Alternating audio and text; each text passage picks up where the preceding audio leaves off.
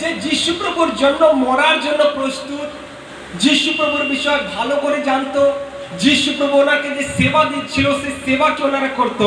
কিন্তু কুড়ি অধ্যায় জন যে সুসমাচার 6 থেকে 10 পদে আমরা দেখতে পারি যে যিশু প্রভু কি হলেন, মরে গেলেন।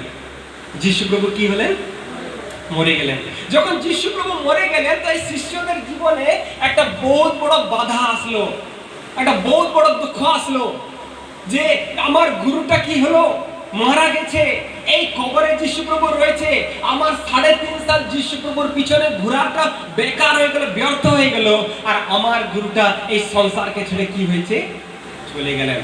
কিন্তু যৌন যে সুসমাচার যখন পড়ি সেখানে আরেকটা বিষয় লেখা রয়েছে যে সকাল সকাল যখন কিছু স্ত্রীরা যখন গেছেন কবরে, তখন সেই কবরটা কি আছে, খোলা আছে। সেই কবরটা খোলা আছে, সে কিছু স্ত্রীটা যায় করে যিশু প্রভু আশ্চর্য কাজকে দেখলো যে যিশু প্রভু এখন কবরে নাই।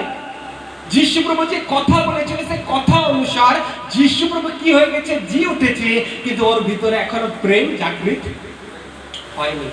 আমাদের জীবনে কি সেরকমই হয়? আমাদের জীবনে যিশু প্রভু বিরাট চমৎকার করে, বিরাট আশীর্বাদ করে, হ্যাঁ আমরা যিশুকে নিজের জীবন দিয়ে দিই, যিশু প্রভুর পিছনে আমরা চলতে আরম্ভ করি, কিন্তু আমাদের জীবনে সেই প্রেমটা ধীরে ধীরে কি হয়ে যায়, ঠান্ডা হয়ে যায়।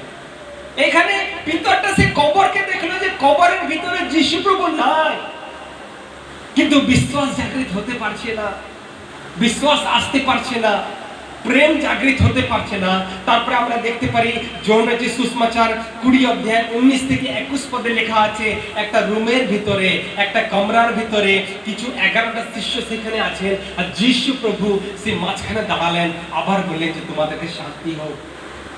হে পিতর, হে যাকুব, হে যোহন, আমার এই হাতকে ছুঁয়ো, আমার এই কোমরকে দেখো, আমার এই মাথাকে দেখো, আমার এই পাকে দেখো, এইখানে আমি মরে গেছিলাম, এইখানে আমার পেরে কি করা হয়েছিল, দেওয়া হয়েছিল, আমাকে কষ্ট হয়েছিল, আমি মরে গেছিলাম, কিন্তু দেখো আমি জীবিত আছি। আর যিশু প্রভু কি করলেন, নিজের